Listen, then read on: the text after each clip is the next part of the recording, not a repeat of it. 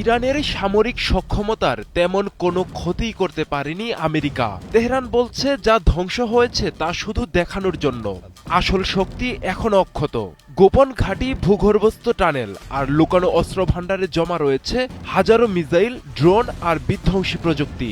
Israel America যেখানে বিজয়ের গল্প বলছে, ইরান সেখানেই দিচ্ছে মরণ কামড়ের হুঁশিয়ারি। প্রশ্ন উঠছে, এটা কি শুধু শক্তির প্রদর্শন, নাকি আসছে আরও বড় ধ্বংসের ঝড়? যুদ্ধের মাঠে এখন সবচেয়ে ভয়ঙ্কর অস্ত্র অদৃশ্য শক্তি, আর সেই খেলায় এগিয়ে থাকার দাবি তেহরানের। This meeting today between Iran and the US. যুদ্ধ যত দীর্ঘ হচ্ছে ততই বদলে যাচ্ছে শক্তির সমীকরণ। ইরানের খাতাম আল আনবিয়া সামরিক সদর দপ্তর এবার সরাসরি জানিয়ে দিয়েছে তাদের কৌশলগত সামরিক উৎপাদন কেন্দ্রগুলো এখনো অক্ষত এবং সেগুলোর অবস্থান শত্রুর অজানা। আমেরিকা ও ইসরায়েল মনে করছে তারা ক্ষেপণাস্ত্র কারখানা, ড্রোন ইউনিট, আকাশ প্রতিরক্ষা ব্যবস্থা ধ্বংস করেছে, কিন্তু বাস্তবে যা ধ্বংস হয়েছে তা একেবারেই তুচ্ছ। বিশ্লেষকরা বলছেন ইরানের আসল শক্তি তার ডিসেন্ট্রালাইজড মিলিটারি স্ট্রাকচার, অর্থাৎ এক জায়গায় নয় বরং শত শত গোপন স্থানে ছড়িয়ে রয়েছে অস্ত্র উৎপাদন ও সংরক্ষণ ব্যবস্থা। ইরানের রয়েছে হাজার হাজার ব্যালিস্টিক ও ক্রুজ মিসাইল, দীর্ঘপাল্লার আত্মঘাতী ড্রোন যা রাডার ফাঁকি দিতে সক্ষম, শক্তিশালী আকাশ প্রতিরক্ষা ব্যবস্থা এবং অত্যাধুনিক ইলেকট্রনিক ও সাইবার যুদ্ধ সক্ষমতা।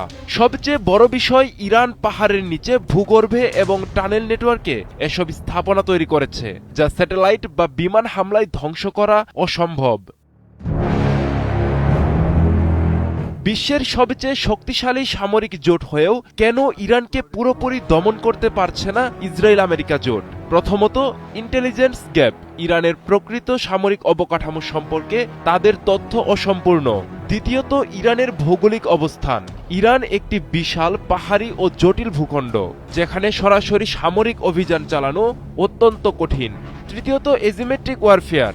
ইরান সরাসরি যুদ্ধের পাশাপাশি প্রক্সি গ্রুপ, ড্রোন ও সাইবার আক্রমণ ব্যবহার করছে, যা প্রচলিত যুদ্ধ কৌশলকে অকার্যকর করে দিচ্ছে।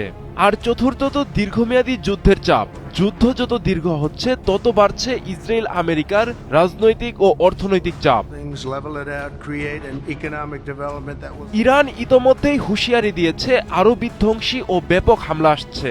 এতে বোঝা যাচ্ছে যুদ্ধ এখনো শেষ নয়, বরং আরও বড় ধাক্কার জন্য প্রস্তুতি নিচ্ছে তেহরান। বিশ্লেষকরা বলছেন, যদি এই সংঘাত দীর্ঘায়িত হয় তাহলে পুরো মধ্যপ্রাচ্য জুড়ে ছড়িয়ে পড়তে পারে অস্থিতিশীলতা। যুদ্ধের ময়দানে শুধু অস্ত্র নয়, জিততে হয় কৌশল, ধৈর্য আর গোপন শক্তির খেলায়। ইরান সেই খেলাতেই এগিয়ে থাকার বার্তা দিচ্ছে। অন্যদিকে ইসরায়েল আমেরিকার জন্য এই যুদ্ধ হয়ে উঠছে অদৃশ্য শত্রুর বিরুদ্ধে লড়াই, যেখানে প্রতিটি আঘাতের পর থেকে যাচ্ছে অজানা ভয়। আব্দুল্লাহ আল মারুফ, ৭১।